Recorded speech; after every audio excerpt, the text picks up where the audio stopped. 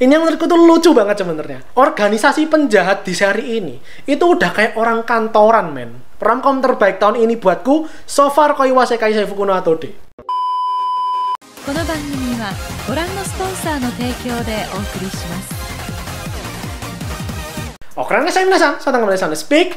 Jadi ini konten itu awalnya harusnya masuk ke segmen pandangan pertama. Tempatku memberikan pandangan untuk seri-seri yang lagi ongoing. Tapi kalau kalian ngikutin kontenku itu gitu ya, nonton kontenku pandangan pertama, biasanya kan di paruh akhir video aku akan bahas apa yang menjadi keunikan, apa yang bikin ini seri itu wajib ditonton, apa yang bikin ini seri yang lagi aku bahas itu menarik. Nah, masalahnya seri yang akan kita bahas kali ini buatku itu sangat template. Sebenarnya sangat standar dan bisa dibilang nggak ada yang berbeda dengan seri-seri romcom kebanyakan. Tapi ini seri, meskipun begitu, buatku akan menjadi seri yang aku klaim seri paling unik dan paling beda di Spring 2022. Dan mungkin seri romcom paling unik dan beda tahun 2022 ini. Mungkin loh ya, karena masih tengah jalan.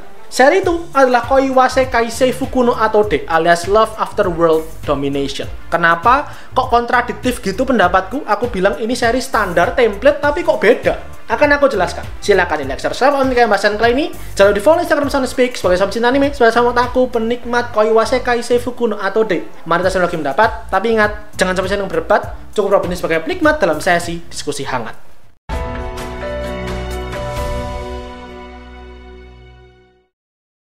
Secara genre itu udah romcom banget semuanya, yang dalam artian romance-nya, momen-momen romance-nya ya sama banyak kita temukan di seri-seri lain.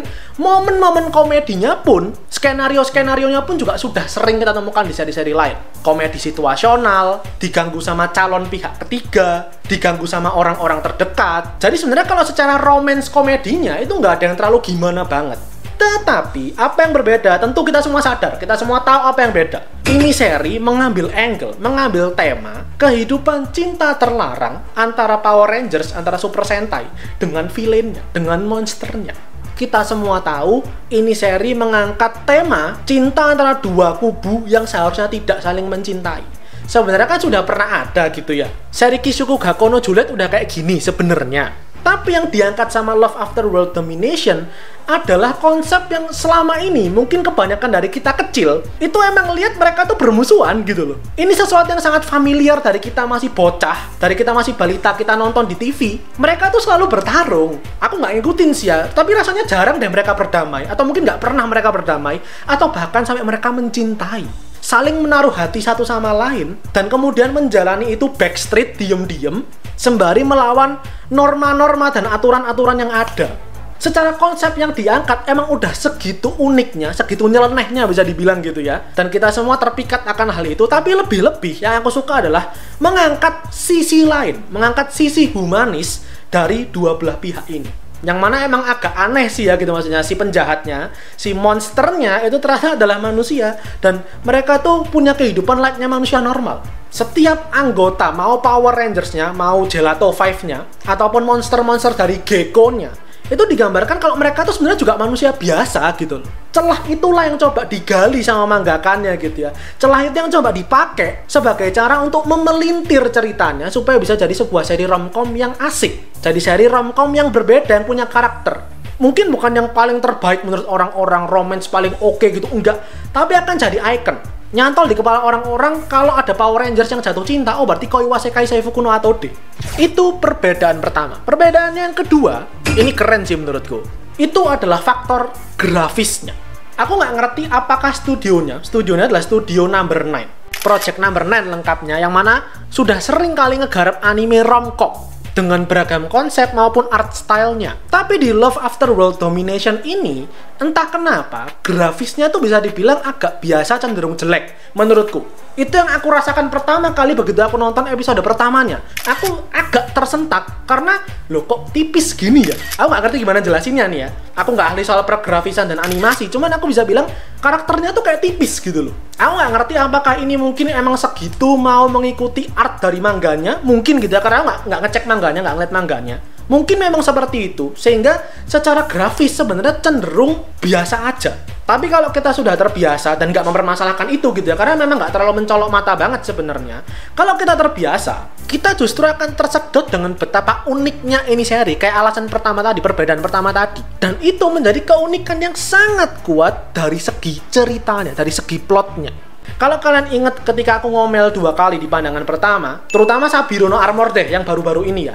Kalau kalian nonton konten itu, aku tuh selalu bilang menilai anime setidaknya dari 3 aspek. Cerita, audio, visual. Setidaknya sebuah anime menurutku itu masih enak dan nikmati kalau 2 aspeknya ini itu betul. 2 dari 3 ini bener. Misal kayak Berserk 2016 yang jelas gak enak banget buat ditonton. Jadi secara visual gak enak banget, jelek banget. Tapi secara cerita epic banget, bagus banget. Secara audio juga enak banget. Nah, hal ini juga terjadi di seri ini. Karena yang agak gak enak itu di visualnya.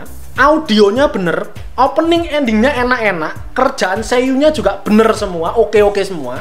Ceritanya mungkin secara romcom standar, tapi secara tema dan konsepnya itu yang berbeda. Itu yang menjadi kesegaran baru, menjadi bukti nyata bahwa anime yang secara grafisnya mungkin nggak kinclong, nggak yang mengkilau banget, memukau sekali, tetap bisa memberikan cerita yang sangat menarik dan animenya sendiri sangat memikat kok.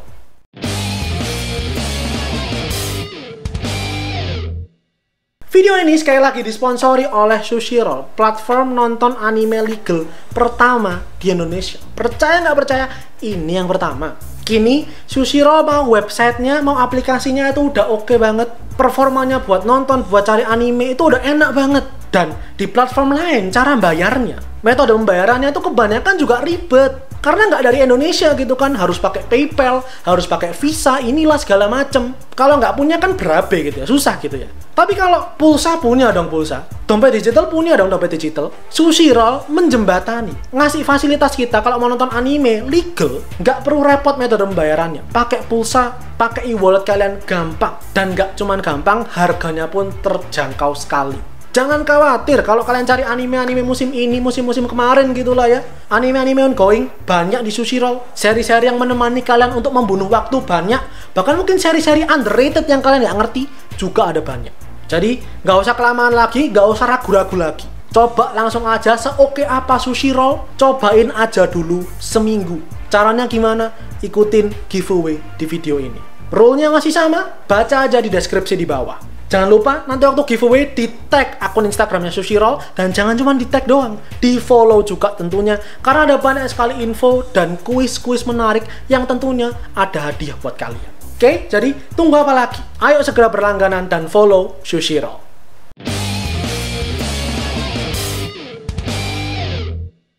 Beda yang ketiga, masih nyambung atau malah turunannya dari perbedaan yang pertama tadi. Ini yang menurutku tuh lucu banget sebenarnya. Organisasi penjahat di seri ini itu udah kayak orang kantoran, men. Udah kayak para karyawan-karyawan di SCBD. Mana pernah kita membayangkan monster-monster itu ya kerjanya tuh beneran kayak karyawan. Ada asramanya, ada kantin pegawai, ada kenaikan jabatan berdasarkan kinerja, ada hierarki organisasinya. Dan yang menurutku tuh lucu banget adalah si orang tuanya Desumi, emak bapaknya Desumi itu mendukung anaknya untuk jadi penjahat. Udah kayak kalau misal kita di kehidupan nyata kan, ayo nak kamu harus jadi PNS, ayo nak kamu harus jadi dokter, ayo nak kamu harus jadi insinyur. Ini enggak loh, ayo nak kamu harus jadi monster. Maksudku itu udah kayak jadi sebuah profesi, bidang pekerjaan yang sangat menjanjikan gitu loh maksudku. Ini kan sesuatu yang lagi-lagi ini tuh sesuatu yang jarang ditemukan gitu loh. Terkesan sangat simpel, terkesan sangat sederhana. Mungkin kita kan bilang ya wajar lah, namanya romcom, tapi ini sesuatu yang segar. Karena konsep villain, monster, Super Sentai, Power Rangers ini kita semua, lagi-lagi kita semua sudah mengerti.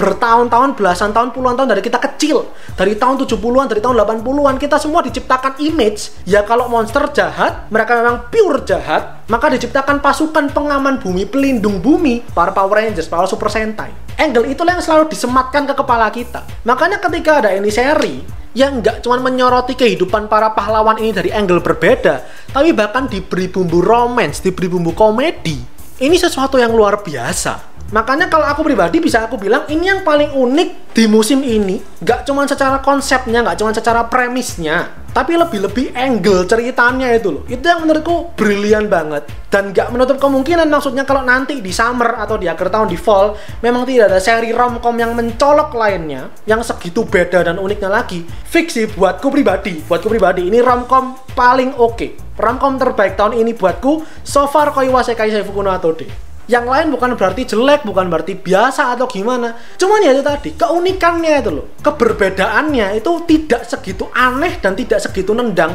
di Koiwa Sekai Fuku no Atode ini.